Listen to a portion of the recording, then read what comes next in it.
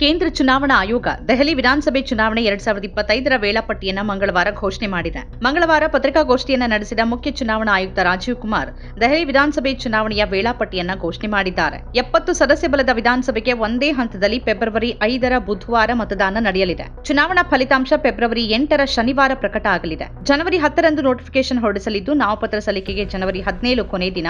ಜನವರಿ 18ರಂದು ನಾಮಪತ್ರ ಪರಿಶೀಲನೆ ನಡೆಯಲಿದ್ದು, ಅಭ್ಯರ್ಥಿಗಳು ನಾಮಪತ್ರವನ್ನು ಹಿಂಪಡೆಯೋಕೆ ಜನವರಿ 20 ಕೊನೆ ದಿನ ಆಗಿರುತ್ತೆ. ದೆಹಲಿಯಲ್ಲಿ ಸದ್ಯ ಆಮ್ ಆದ್ಮಿ ಪಕ್ಷ ಅಧಿಕಾರದಲ್ಲಿದೆ. 70 ಸದಸ್ಯ ಬಲದ ದೆಹಲಿ ವಿಧಾನಸಭೆಯ ಅವಧಿ ಫೆಬ್ರವರಿ 23ರಂದು ಅಂತ್ಯಗೊಳ್ಳಲಿದೆ. ರಾಜ್ಯದಲ್ಲಿ ಅಧಿಕಾರ ಹಿಡಿಯೋಕೆ ಬೇಕಾದ ಮ್ಯಾಜಿಕ್ ನಂಬರ್ 36. ದೆಹಲಿ ವಿಧಾನಸಭೆ ಚುನಾವಣೆಗೆ ಆಮ್ ಆದ್ಮಿ ಪಕ್ಷ, ಬಿಜೆಪಿ ಮತ್ತು ಕಾಂಗ್ರೆಸ್ ನಡುವೆ ತೀವ್ರ ಹಣಾಹಣಿ ಇದೆ.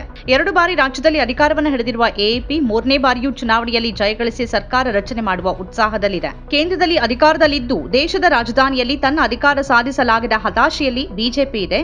2.5 ದಶಕಗಳಿಗೂ ಹೆಚ್ಚು ಸಮಯದ ಅಧಿಕಾರದ ಹಸಿವಿನಿಂದ ಅದು ಬೇಯ್ತಾ ಇದೆ. ತನಿಖಾ ಏಜೆನ್ಸಿಗಳನ್ನ ಬಳಸಿ ಅದು ಎಎಪಿಯನ್ನ ಹೇಗೆಲ್ಲ ಹಣಿಯೋಕ್ ನೋಡ್ತು ಅನ್ನೋದು ಎಲ್ರಿಗೂ ಗೊತ್ತೇ ಇದೆ. ಆಮ್ ಆದ್ಮಿ ಪಕ್ಷ ತನ್ನ ತಳಮಟ್ಟದ ಆಕರ್ಷಣೆ, ಉತ್ತಮ ಆಡಳಿತ ದಾಖಲೆ ಮತ್ತು ವೈವಿಧ್ಯಮಯ ಮತದಾರರ ನೆಲೆಯೊಂದಿಗೆ ಹೊಂದಿರುವ ಪರಿಣಾಮಕಾರಿ ಸಂಪರ್ಕದಿಂದ ನಿರಂತರವಾಗಿ ಜನರ ಮನಸ್ಸನ್ನ ಗೆಲ್ತಾನೆ ಬಂದಿದೆ. 2013ರ ದೆಹಲಿ ಅಸೆಂಬ್ಲಿ ಚುನಾವಣೆಯಲ್ಲಿ ಚುನಾವಣಾ ಚೊಚ್ಚಲ ಪ್ರವೇಶ ಮಾಡಿದ ಎಎಪಿ 2ನೇ ಅತಿದೊಡ್ಡ ಪಕ್ಷವಾಗಿ ಹೊರಹೊಮ್ಮಿತ್ತು. ಕಾಂಗ್ರೆಸ್ ಸದಸ್ಯರ ಬೆಂಬಲದೊಂದಿಗೆ ಸರ್ಕಾರವನ್ನು ರಚಿಸುವಲ್ಲಿ ಯಶಸ್ವಿಯಾಯಿತು. ಕೇಜ್ರಿವಾಲ್ ದೆಹಲಿಯ ಮುಖ್ಯಮಂತ್ರಿಯಾದರು. ಆದರೆ ಕಾಂಗ್ರೆಸ್ ಬೆಂಬಲದ ಕೊರತೆಯಿಂದಾಗಿ ಜನಲೋಕ್ಪಾಲ್ ಮಸೂದೆಯನ್ನು ವಿಧಾನಸಭೆಯಲ್ಲಿ ಅಂಗೀಕರಿಸೋಕೆ ಸಾಧ್ಯವಾಗದೆ 49 ದಿನಗಳ ನಂತರ ಅವರ ಸರ್ಕಾರ ರಾಜೀನಾಮೆ ನೀಡಿತ್ತು. ದೆಹಲಿಯಲ್ಲಿ ರಾಷ್ಟ್ರಪತಿ ಆಳ್ವಿಕೆಯ ನಂತರ 2015ರ ಚುನಾವಣೆಯಲ್ಲಿ ಎಎಪಿ ವಿಧಾನಸಭೆಯ 70 ಸ್ಥಾನಗಳಲ್ಲಿ 67 ಸ್ಥಾನಗಳನ್ನು ಗೆದ್ದಿತ್ತು. ಕೇಜ್ರಿವಾಲ್ ಮತ್ತೆ ದೆಹಲಿಯ ಮುಖ್ಯಮಂತ್ರಿಯಾದರು.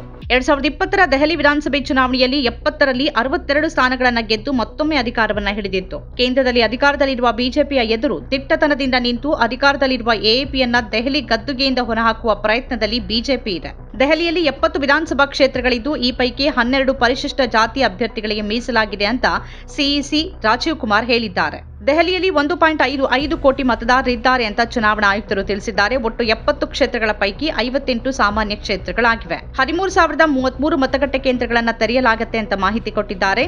ಎಲ್ಜಿ ಮೂಲಕ ಅಧಿಕಾರಕ್ಕೆ ಕೊಕ್ಕೆ ಎಎಪಿ ಪ್ರಮುಖ ನಾಯಕರ ಮೇಲೆ ಕೇಸು, ಈ ರೀತಿ ಹಲವು ತಂತ್ರಗಳನ್ನು ಬಿಜೆಪಿ ಈಗಾಗಲೇ ರಚಿಸಿದೆ.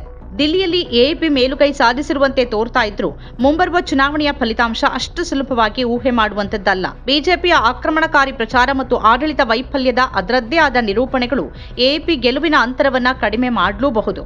ಅದೇ ರೀತಿ ಕಾಂಗ್ರೆಸ್ ತನ್ನ ಛಿದ್ರಗೊಂಡ ಮತದಾರರ ನೆಲೆಯನ್ನ ಏಕೀಕರಿಸುವಲ್ಲಿ ಯಶಸ್ವಿಯಾದರೆ ಅದು ಕೂಡ ಚುನಾವಣೆಯ ಗತಿಯನ್ನ ಬದಲಾಯಿಸಬಹುದು. ಅಂತಿಮವಾಗಿ ದೆಹಲಿಯಂತಹ ರಾಜಕೀಯವಾಗಿ ಕ್ರಿಯಾಶೀಲ ನಗರದಲ್ಲಿ ಎಎಪಿ ತನ್ನ ಪ್ರಾಬಲ್ಯವನ್ನ ಕಾಯ್ದುಕೊಳ್ಳೋದಕ್ಕೆ ಈ ಚುನಾವಣೆ ಒಂದು ಅಗ್ನಿ ಪರೀಕ್ಷೆ. ಬಿಜೆಪಿ ಮತ್ತು ಕಾಂಗ್ರೆಸ್ ಒಡ್ಡುವ ಸವಾಲುಗಳನ್ನ ಎಎಪಿ ಯಶಸ್ವಿಯಾಗಿ ನಿಭಾಯಿಸಿದ್ರೆ ಅದು ಮತ್ತೊಮ್ಮೆ ದಿಲ್ಲಿಯನ್ನ ಗೆಲ್ಲಬಹುದು.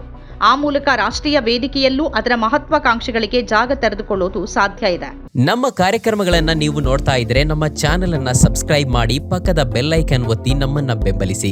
ಹಾಗೆ ನಮ್ಮ ಕಾರ್ಯಕ್ರಮಗಳನ್ನ ಲೈಕ್ ಮಾಡಿ, ಕಮೆಂಟ್ ಮಾಡಿ, ಅದನ್ನ ಬೇರೆಯವರಿಗೂ ವಾಟ್ಸ್ಆಪ್ ಮೂಲಕ ಶೇರ್ ಮಾಡಿ.